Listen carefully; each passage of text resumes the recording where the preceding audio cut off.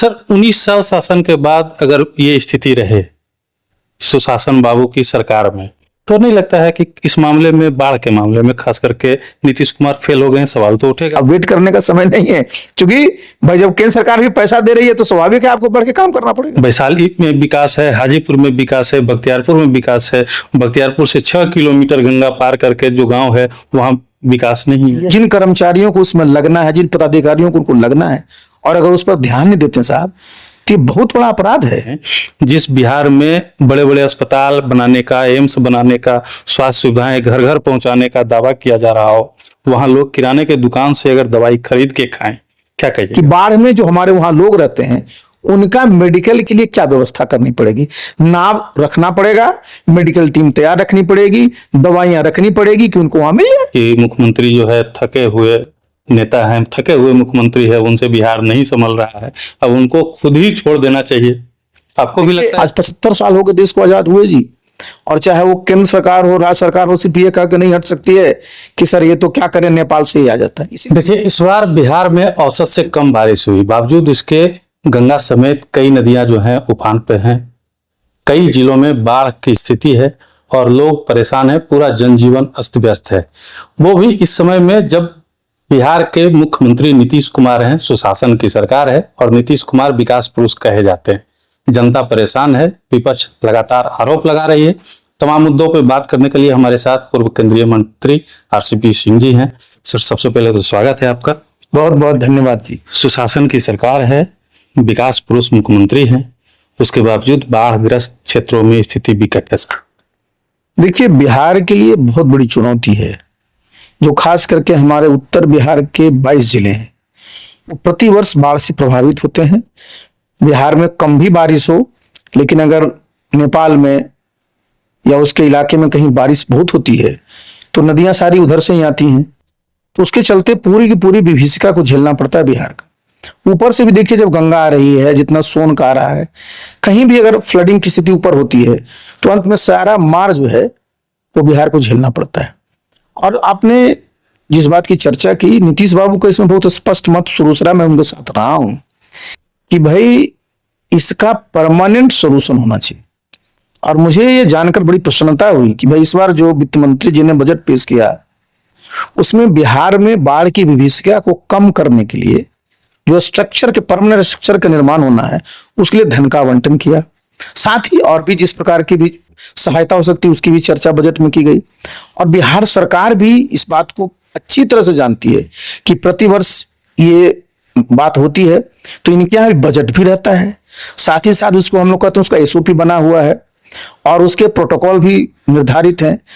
तो भाई ये तो जो विभाग है, खास करके जो जल संसाधन विभाग है, उसका दायित्व बनता है जी कि आप जान रहे हैं कि जब बाढ़ का समय हो रहा है, आपकी पूरी तैयारी रहती है, पूरा का पूरा जिला प्रशासन सारा इसमें लगा रहता है।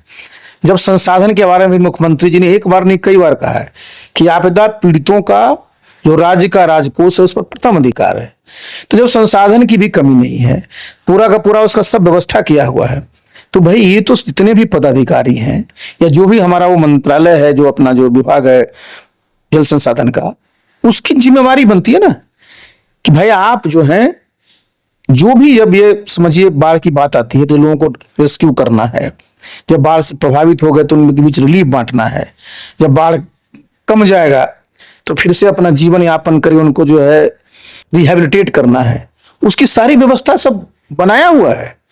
तो अब पूरा का पूरा विभाग ही इसी के लिए है, तो उनका दायित्व बनता है। देखिए, पूरा आपदा विभाग है यहाँ पर, तो काहे के लिए है वो? खास करके सर गंगा के दियारा क्षेत्र की हम बात करेंगे, हम वहां घूम के भी आए हैं। महीनों से लोग पानी में जीवन यापन कर रहे हैं, घर में पानी घुसा हुआ है। सरकार का कोई भी अधिकारी, पदाधिकारी, सरकार के कोई भी प्रतिनिधि अभी तक वहां नहीं पहुंचे। देखिए, आपने तो सही बात कहा। जब आप दियारा के इलाके में जाएंगे, जब देखते हैं कि किस परिस्थिति में हमारे अपने लोग रहते हैं, तो आपको लगेगा कि भाई क्या है। आप सोचिए, चारों तरफ पानी है, बीच में अकेला वो फंसा हुआ व्यक्ति। आखिर भाई आप ये जरा जान लीजिए कि एक एक जो हमारी जो कहीं बसावट है, हैबिटेशन है, उसके बारे में सूचना सरकार को रहती है। कहाँ कितने लोग रहते हैं उसकी भी सूचना रहती है। आखिर आप देखिए, चुनाव होता है, आप जातीय जनगणना कराते हैं तो आपको पता है ना कहाँ कहाँ है। तो भाई अगर वहां जिसको पहुंचना चाहिए, जिन कर्मचारियों को उसमें लगना है, जिन पदाधिकारियों को उनको लगना है, और अगर उस पर ध्यान नहीं देते साहब, तो ये बहुत बड़ा अपराध है और ऐसे लोगों पर सख्त कार्रवाई होनी चाहिए। जब संसाधन की कमी नहीं है, आपका पूरा एसओपी बना हुआ है, उसके बावजूद मौके पर लोगों को और सही समय पर अगर रिलीफ नहीं मिल पा रहा है, तो भाई इसकी जिम्मेवारी तो उन्हीं के ऊपर बनती है ना, जो इसके लिए तैनात किए गए हैं, और इसमें कार्रवाई सख्त होनी चाहिए।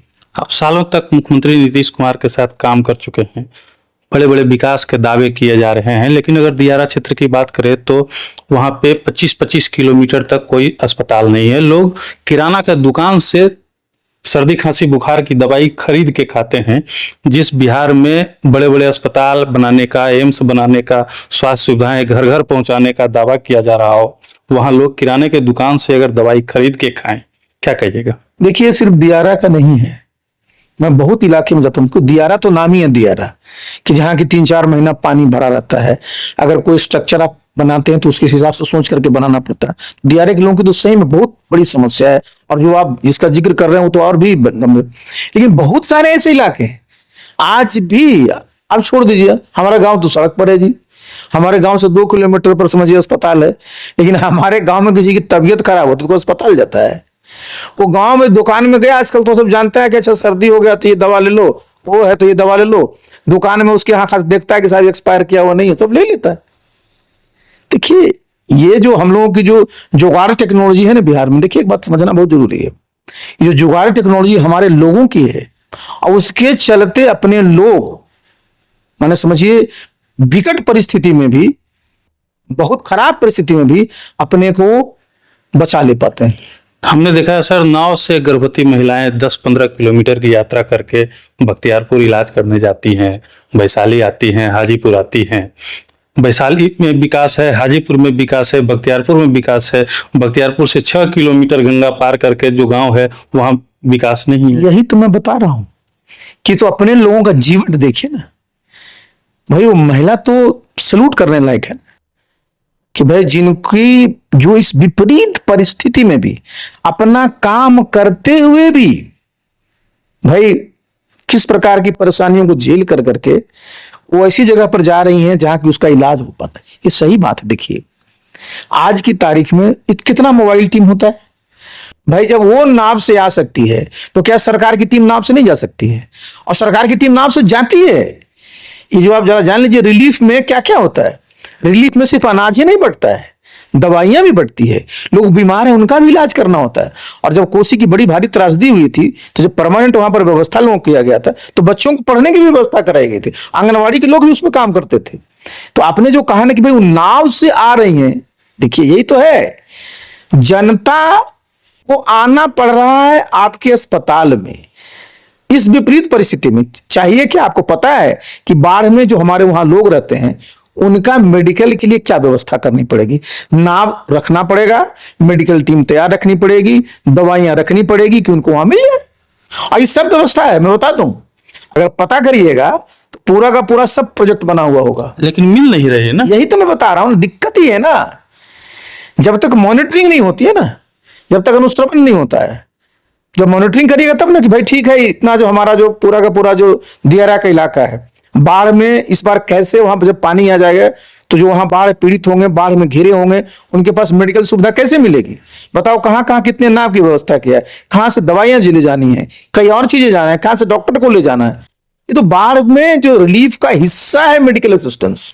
सर, 19 साल शासन के बाद अगर ये स्थिति रहे सुशासन बाबू की सरकार में, तो नहीं लगता है कि इस मामले में, बाढ़ के मामले में खास करके नीतीश कुमार फेल हो गए हैं? सवाल तो उठेगा। देखिए, फेल और पास की बात नहीं है, बात है कि आप उसका जो एक समाधान, जिसको हम कहते हैं स्थायी समाधान, भाई उसका स्थायी समाधान तो बनना पड़ेगा। आज 75 साल हो गए देश को आजाद हुए जी, और चाहे वो केंद्र सरकार हो, राज्य सरकार हो, सिर्फ ये कह के नहीं हट सकती है कि सर ये तो क्या करें, नेपाल से ही आ जाता है। इसीलिए मैंने बताया ना, भाई पहली बार केंद्र सरकार ने पहल करके धन आवंटित किया है। अब तो राज्य सरकार को और आगे बढ़ कर करके, खास करके राज्य सरकार में जो जल संसाधन मंत्रालय है उसको बढ़ कर करके जितना भी संसाधन लगे, जितने पैसे लगे, उसको कर करके प्रोजेक्ट को कंप्लीट करना चाहिए। बिहार के लोगों को बताना चाहिए कि 75 साल हो गया, बाढ़ का समय खत्म हुआ, अब बाढ़ से आप परेशान मत होइए, पानी आएगा अधिक तो हम लोग व्यवस्था उसका कर लिए हैं। कब तक लोग वेट करता रहेगा? अब वेट करने का समय नहीं है, क्योंकि भाई जब केंद्र सरकार भी पैसा दे रही है तो स्वाभाविक है आपको बढ़ के काम करना पड़ेगा। आरजेडी के नेताओं से जब हमने इस बारे में बात की तो उन्होंने कहा कि हमारे नेता ने तो पहले ही कह दिया था कि मुख्यमंत्री जो है थके हुए नेता हैं, थके हुए मुख्यमंत्री है, उनसे बिहार नहीं संभल रहा है, अब उनको खुद ही छोड़ देना चाहिए। आपको भी लगता है ऐसा? नहीं, इस पर मैं क्या कहूंगा जी। इस पर देखिए, ये होता क्या है ना, ये होता है एक आपका जो कहिए ना कि एक सुझाव होता है। सुझाव देने को तो सब स्वतंत्र होता है भाई।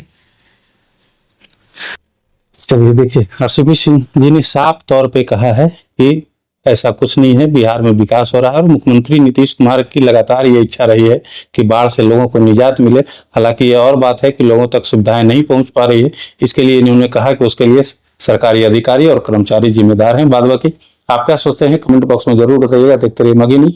धन्यवाद।